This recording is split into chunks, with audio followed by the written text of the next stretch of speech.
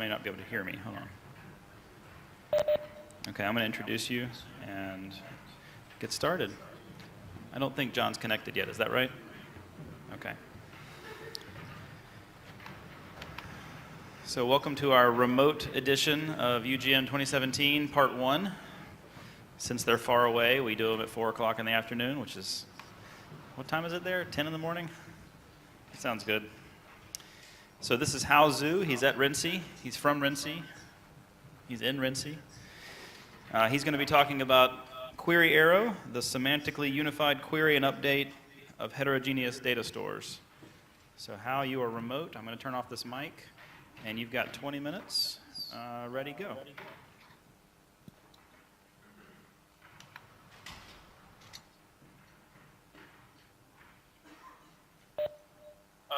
Should I start now? Yes. Okay. Hello, my name is Hao Xu, and thanks to Taro for introducing. So today I'm going to talk about a project that I've been working on in the past year. So,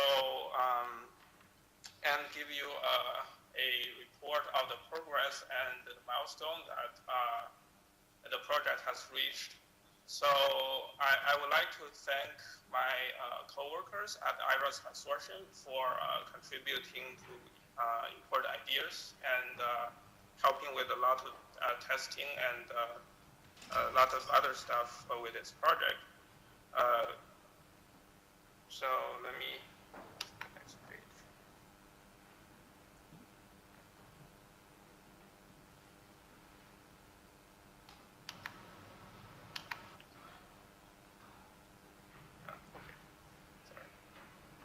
Seems to be a technical difficulty. Okay. All right. So there's some resources that I would like to point you guys to. So this is basically the source code of the project that I'm talking about today. They're the GitHub repos, and also there's acknowledgement. So I have to put that page there. So what are some of the motivating applications for QueryArrow? So I would like to call this this whole theme is called, I would like to call it a big metadata challenge. So it's kind of like analogous to big data challenge, where you have all these data that you want to match them, and there are certain things you want to do with data. And what this project is for is so that to enable you to do the same thing for metadata. iRODS already provides you these capabilities for data. This kind of QueryArrow extends it to metadata.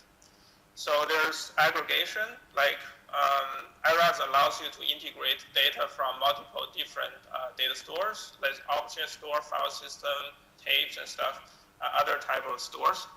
Now QueryArrow allows you to integrate metadata from multiple data stores. You can have SQL database, NoSQL database, file system, different type of metadata stores.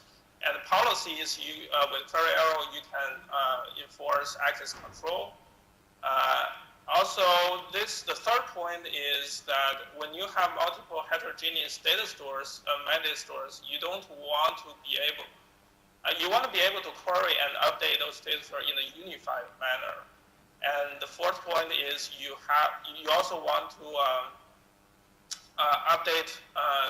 You want to say that the same query that you send to a NoSQL database and SQL database, from observational point of view, you want them to give you semantically equivalent results.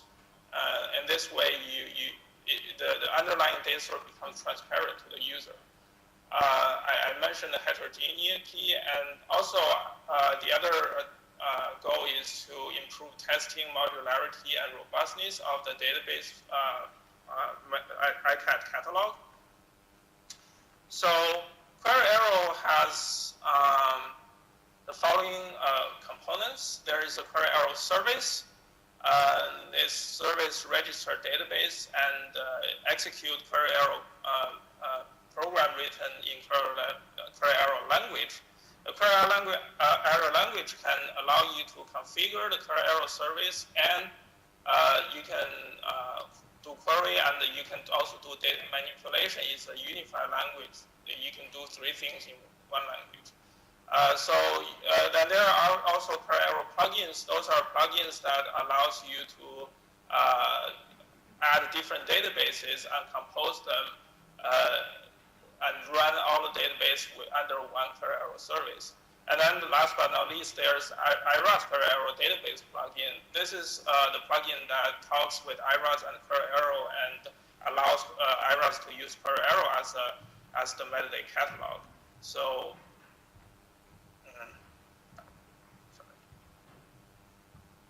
okay, so here is the architecture diagram. So on the top, we have iRODS core. And iRODS core through the jQuery and update API talks to the QueryArrow database plugin, and the QueryArrow database plugin talks to QueryArrow service using QueryArrow language. And under the QueryArrow service, we can put different databases such as Postgres, Neo4j, and Elasticsearch, and they can all work together. So for example, you can store metadata in the Neo4j, and you store non-metadata in the Postgres, and then you can store some search index in the Elasticsearch. So currently, currently we have the following plugins. We have, for example, some in-memory data that you can query or update. We also have some plugins that talks to databases such as Neo4j, Postgres, and the CockroachDB. And we also have a plugin that can pull metadata directly from the file system. I would like to call the QueryArrow plugin a higher order plugin in the sense that you can compose the plugins arbitrarily, and each plugin can determine what kind of plugin can be put under it. So it's not like it has to be a tree, right? I wrote this a tree just for easy presentation, but in fact, so let's say in this case, for example, like this cache QAP determines it can only have one plugin underneath it, and so does the translation QAP. So if in your configuration you configure two different QAPs under it, it won't load. It'll tell you the QAP underneath it is malformatted. So this sum QAP allows you to add 0 or more QAPs together and form a new bigger data source, and this allows you to have 3 QAPs. So, but I won't go into too much details because this talk is only 20 minutes. So I'm just going to quickly gloss over these slides. So this is the syntax of QAL. It's actually formally specified, and we have the query and update portion, and we also have the configuration portion, and they kind of share some common elements. And so the semantics is also formally specified. It's specified in store and heap monad, and this is the URL for the calc specification. And so one of the things that the main problem we need to solve is how do we translate a QA, an abstract query written in QueryArrow to a concrete query in different databases. So in order to do that, we have to show that we can create equivalent data structures in different databases. For example, this is a relational database where you have two tables and you have foreign key and primary key. So this structure can be equivalently represented in GraphDB this way. So now you have graph nodes and links between graphs. And you can also specify the same data structure in document database, except document database doesn't really support linking between documents, at least not Elasticsearch. As far as I know. So in this case, actually what we do is we do a thing called inverse polyfill. So we fill in functionalities that represents the linking within QueryArrow. So the same. So if you issue one query in the QueryArrow language to these 3 different type of databases, you can basically get the same result back. So there's actually a theoretical foundation for this. There's a paper written by a professor in Harvard. The paper, you can find it in the citation of the paper I will submit after this meeting to the user group meeting proceedings. Last but not least, QueryArrow service. This is how you can connect to the QueryArrow service. You can connect locally, or you can connect through Unix socket domain, TCP/HP. There are a variety of ways to connect. And this plugin, database plugin, plugs into iRODS and requires no changes to iRODS core except for bug fixes. So it's just like you can just swap the Postgres database plugin with the QueryArrow database plugin. And it takes, so it basically allows iRODS to talk to QueryArrow service. This plugin implements 84 database plugin functions. It's backward compatible with jQuery. So the jQuery is translated to QueryArrow language by this plugin. So all your application that depends on jQuery will still work. So this is tested on 4.2x, 4.x. So in 4.2.0, we have the Postgres QAP pass the Python test suite, except 2 testing using SSL plugins on 1.2.4.16 and CentOS 7. So this 2 SSL plugin seems like some sort of configuration issue. It doesn't seem like a problem with either the SSL plugin or the QueryArrow database plugin. So I will be working with the consortium to fix this after this meeting. So on 4.2.1, which was released last week, I was able to merge the changes, and so we got the same results on 1.2.16, and CentOS 7 is running as I'm speaking. So also I updated the iRODS install script. So this is outside the purview of the database plugin. So this is not different from the last slide. So I installed iRODS. So my version of the install script will run iRODS through QueryArrow. So this way you can you don't have to install iRODS using the default Postgres plugin. You can actually install iRODS into say a Neo4j database or a combination of multiple databases. So I think I still have time. So I'm going to show 2 very short demo. So the first demo is to show you can install through the Postgres database. Install into the Postgres database through the QueryArrow, and then you can run commands. This already passed all the tests, so it's really the demo is not going to be very interesting. The second one is you can combine Postgres and Neo4j. You use Neo4j to store ADUs, and you use Postgres to store the rest of the ICAP, and then you can do the same thing basically. So let me see. Okay, so. First, let me start the database. Start QueryArrow. Can you guys read any of that? Hal, can you hear me? Okay. Can you guys see my screen? Is it too? Hal, we can see it. Can you make the contrast a little higher? A contrast or the font? The size might help. The color might help. Yeah, I turned the font up earlier, but it makes this server really slow. But let me try again. Is this better? The blue is really hard to read. Okay, let me see.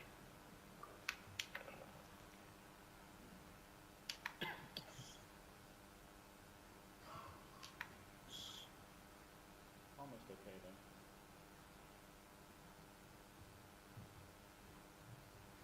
Okay.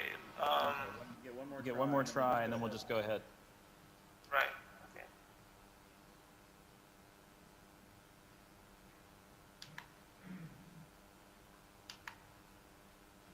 Well, I guess I guess it didn't change anything. Well, I can just explain what's the blue part. I can just select the blue parts.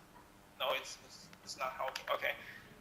Well, the idea is I'm now starting the QueryArrow service, and now I can just go here and do the reinstall. Now I'm currently using just the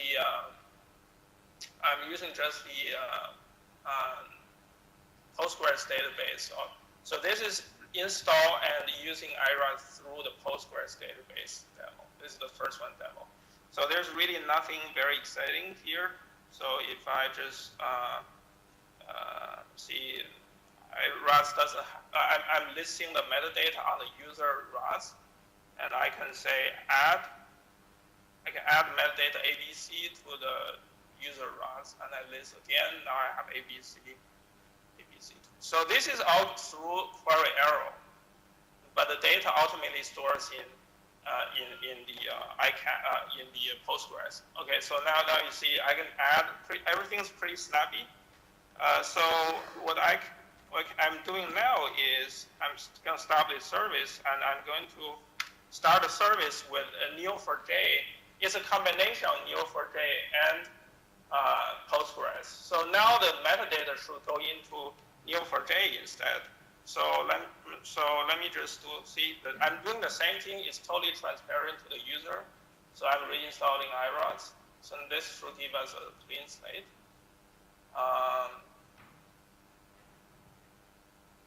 So I can do a cipher shell, which is a kind of like a query command for Neo4j, and there's no node currently in Neo4j. So I'm just going to do the same thing. I'm going to add metadata to the user RODS. So first I list metadata. There's no metadata. And I'm going to add ABC to RODS. Okay, so if I do list now, I have ABC. So if I come here and do the same query again in Neo4j, now the metadata is, we can see the metadata there, ABC, and some timestamp and metadata ID. So what I can do is I can just add another piece of metadata and do a list metadata. So now I have two pieces of metadata. So I can do query again. Now I have both C2 and C2. So now I can go back and say remove the second piece of metadata and list. So now if everything runs correctly, my metadata should still be here because iRODS doesn't clean the metadata until you do the run command. So that's correct. Every piece of metadata is still here, but it's not shown here. If you run the iadmin run, then you come here. Okay, so the metadata is gone. So that's demo. So basically, you can do everything through the I command, and everything will work totally transparently. You don't even know you are using two databases right now. But the effect is, but if you look at the backend, the configuration stuff, and you know that metadata is stored in Neo4j. That's demo. Any questions?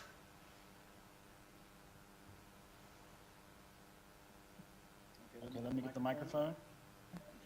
John, can you hear me? I know you're there also. We can't see you, or we haven't heard you yet.